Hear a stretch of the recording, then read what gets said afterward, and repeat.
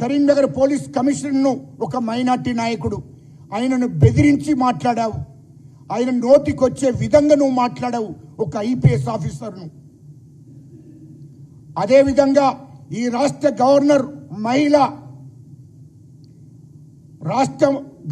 మహిళ అని చూడకుండా బూతు మాటలు మాట్లాడుకుంటూ ఆమెను ఇష్టం వచ్చినట్టు అవమానపరిచావు.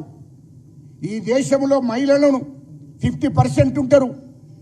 మహిళలంటే తల్లిగా, ఒక ఆడిబిడ్డగా, ఒక అక్కగా, ఒక అమ్మగా గౌరవించాలి. ఆ గౌరవం లేకుండా నువ్వు రాష్ట్ర గవర్నర్ పట్టుకొని ఇష్టం వచ్చినట్టు మాట్లాడినావు. ఇది నీకు గుర్తు చేస్తున్నా. అదేవిధంగా నువ్వు అసెంబ్లీ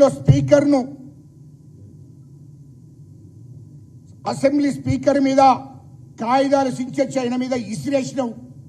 ఒక దళితుడనే ఉద్దేశంతో స్పీకర్ను కూడా అవమానపరిచావు. ఇలాంటి దుర్మార్గుణ్ణి టీఆర్ఎస్ పార్టీలో కేసీఆర్ చేర్చుకున్నాడు. ఒక్క తెలంగాణ ఉద్యమకారులను చంపడానికి ప్రయత్నించిన వాడిని, తెలంగాణ ఉద్యమకారుల మీద దాడి చేసినటువంటి దుర్మార్గుణ్ణి కేసీఆర్ టీఆర్ఎస్ పార్టీలో చేర్చుకోవడం జరిగింది. కౌశిక్ రెడ్డి నీ గురించి మొత్తం తెలుసు. రెండోది, కేటీఆర్ ఈ కౌశిక్ రెడ్డి లాంటి రౌడీలను, గుండాలను తయారు చేస్తున్నాడు. కేటీఆర్ చరిత్ర ఏంటంటే 2017లో సిరిసిల్ల కాన్స్టిట్యున్సీ ఎమ్మెల్యేగా, మంత్రిగా ఉన్నాడు. ఇస్కా మాఫియాను నడిపించుకుంటూ 500 నుంచి 1000 లారీలు ఆ నేరేళ్ల నుండి, గ్రామాల నుండి పోతాయి. ఆ లారీలు గ్రామ నడిబొడ్డు నుంచి వెళ్ళి రోడ్డు పొంట వెళ్తుంటాయి. అట్లా 500 నుంచి 1000 లారీలు పోతుంటాయి రోజు. ఆ లారీల కింద నలుగురు దళితులు, ఒక సాకలతను ఆ లారీల కింద పడి చనిపోయారు. ఆ లారీల కింద తొక్కి చంపేయడం జరిగింది. ఆ నేరేళ్లలో ఉన్నటువంటి గ్రామస్తులు, ఆ చనిపోయిన కుటుంబాలు, అయ్యో మా పిల్లలను ఇసుక లారీల కింద చంపేసిండ్రు అని చెప్పి ధర్నా చేసి రస్తారోక చేస్తే ఆ గ్రామం ఉన్నటువంటి దళితులను, అణగారిన కులాలను, వాళ్ళ కుటుంబ సభ్యులను ఎవరైతే చనిపోయి ఉన్నారో ఆ పిల్లల తల్లిదండ్రులను వాళ్ళందరినీ తీసుకెళ్లి పోలీసులకు చెప్పి, ఎస్పీకి చెప్పి కేటీఆర్ వాళ్ళందరినీ తీసుకొచ్చి తొక్కుండంటే ఆ నేరేళ్ల గ్రామస్తులను, ఆ యొక్క చనిపోయినటువంటి బిడ్డల తల్లిదండ్రులను తీసుకొచ్చి తాటికి ఉపయోగించి తొక్కడం జరిగింది. వాళ్ళకు సంసారానికి, ఇంకా కష్టపడి పని చేసుకోవడానికి పనికి రాకుండా వాళ్ళని తొక్కించడం జరిగింది కేటీఆర్ దగ్గరుండి. ఇది మర్చిపోలే.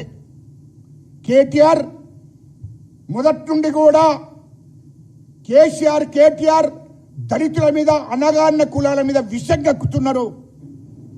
వాళ్ళ విషయాన్ని కక్కుతున్నారు. ఇది గుర్తు చేస్తున్నా. ఇక హరీష్ రావు కేసీఆర్ ఆనాడు ప్రతిపక్ష పార్టీ నాయకుడు మా బట్టి విక్రమార్క గారు 2018లో ఆ అసెంబ్లీ అంటే ప్రతిపక్ష పార్టీ నాయకునిగా మా కాంగ్రెస్ పార్టీ హైకమాండ్ చేసింది.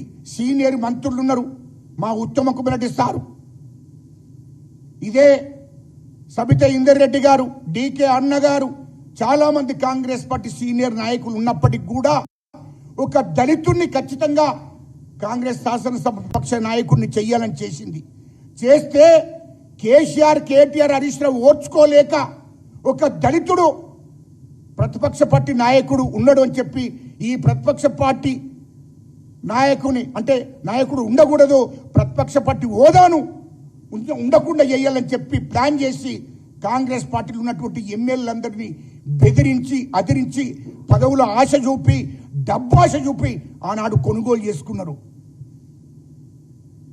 ప్రతిపక్ష పార్టీ హోదా లేకుండా చేశారు.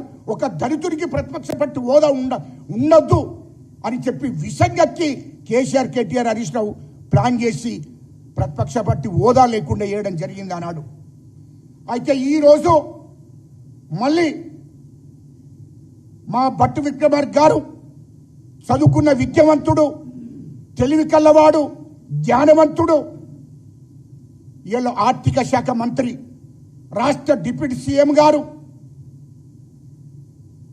బడ్జెట్ ఎట్లా ప్రవేశపెట్టాలి, బడ్జెట్ను ఏ విధంగా రూపొందించాలని ఆలోచన చేసి ఎస్సీలకు, ఎస్టీలకు, ఆదివాసీలకు, బీసీలకు, మైనార్టీలకు, రెడ్లకు, బ్రాహ్మణులకు, అన్ని వర్గాలకు కూడా సామాజిక న్యాయం జరగాలి